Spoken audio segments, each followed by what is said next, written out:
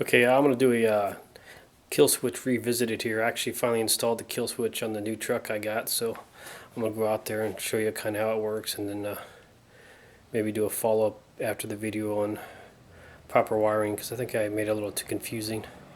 So let's go start the truck.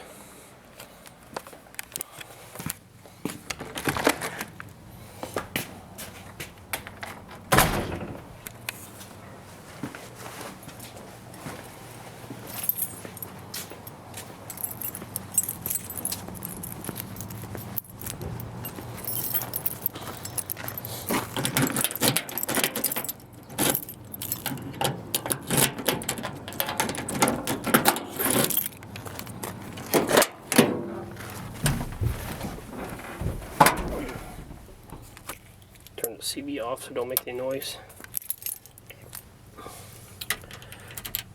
Throw a key in down there. Now, right now the kill switch is activated since it self-starts and self-resets. So, because of the forward solenoids, it sends ignition to the while it's starting. It tries to start, but it won't stay running once you release the key. But anyways, all you have to do here is turn the key on. Then you have a hidden switch somewhere. If you listen, you should be able to hear the relay click. And now it'll start. It'll keep running. And once you turn it off, right back to the same thing.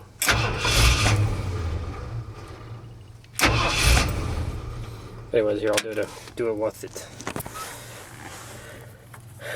with nothing running. Maybe I'll get the camera close so you can hear the relay click. Turn the key on.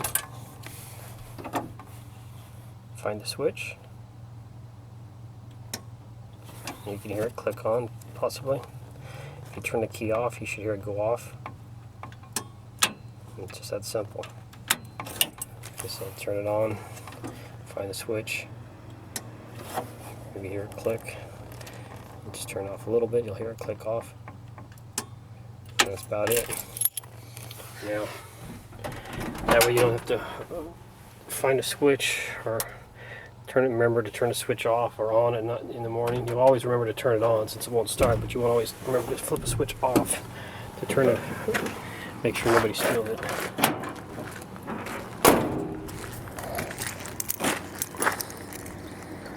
Got a broken relay in here.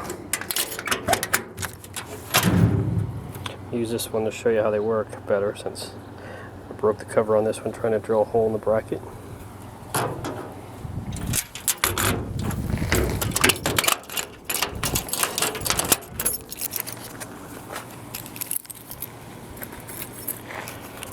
It basically gives you a good view of how one works anyways. Just a little electromagnet with that piece right here and two contacts.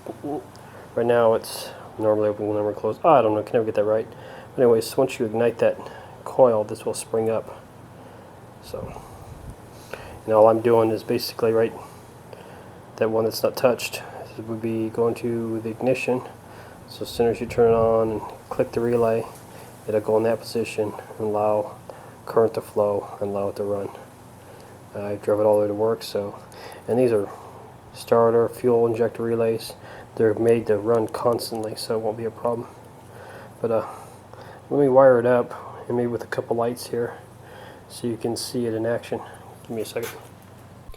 Okay, now that you've seen it actually in the truck working, I'm going to do this one more time. It's been a little confusion, and I can understand it. The diagram at the end is kind of hard to see, and it's kind of confusing. This time I've done it with two separate lights instead of having a bulb that has, two filaments in one bulb. It's hard to tell when it goes off and on. This way you'll be able to tell, this one's going to represent if you want to have a flashing light that's warning that the system's on, or even a buzzer that when you turn the key on or something, let somebody know there's an alarm in the system, whatever. I might do it on mine, I don't know. This one here is going to this is going to be, say, your distributor ignition. When this comes on, that's basically going to mean that the engine can be started or ran. And then these two wires here, we got this wire here is going to represent turn ignition switch on. Basically means when you turn the key on, instead of me having a switch here to turn on, this basically means power is going to go when you turn the ignition switch on. Like when I touch this to the battery, same thing, power going through. This other wire is going to represent power coming out of your momentary on push button. This is what you could to basically turn off the relay, or actually quite the opposite, turn the relay on so you can actually start your vehicle. I wrote it down here. Basically 86 on the relay is ground, 30 is ignition power coming in from your ignition switch. When you turn it on, that's where you're going to want to power to that. 87A, ignition power out to either your distributor or your control module.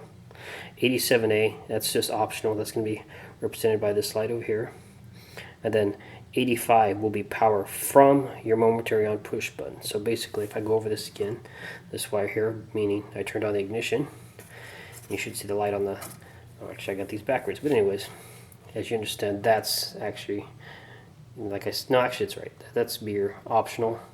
You don't have to have that. You don't even have to hook up. You don't have to have, you'd have to run the 87A. You don't even have to run that to anything. I don't on mine. But basically that's representing that, if you want to put a light in, like as soon as they turn the key on, a buzzer will sound or a light will come on saying the system's armed. And this one here, basically, this representing pushing button. When I put power to this from the battery, that light will light up. You'll hear the relay click. You might even be able to see that little section there move. But here we go. And that's simple. And you notice as long as I got my hand, which you can't see it, but as long as I got my hand, as long as you got key power on, this relay is going to stay active, and your ignition or that light is going to stay on. Now, as soon as I take it off, you can even hear the relay click. If I hook it right back up, now that light comes back on saying the system's armed again, or your buzzer's going off. Yes, if your vehicle dies, every time you will have to hit the push button to start it, but the reason for doing this is if you have a hit kill switch you turn off and on, you may forget to turn it off at night and somebody will just drive away with your vehicle. You'll never remember to turn it on because the vehicle won't start. But once again, if I hook this to the power, representing the push button, it goes right back. Ignition is now on. And every time, it will just reset it and go right back to that. But there you go. Hopefully this is a little less confusing. I know my sheet here might not be any better to read than at the end. And as you can see, the key to this whole system is looping 85 and 87. That's what when the relay triggers, it continues power to the relay, keeps the relay active. But like I said, once you cut power to that, which basically you're going to cut that loop every time you take power away from it, so the relay resets itself back to its normal position. But there you go, kill switch revisited. Hope it helps you. You might enjoy that, seeing it in the truck and that it actually works. Well, there you go. See ya.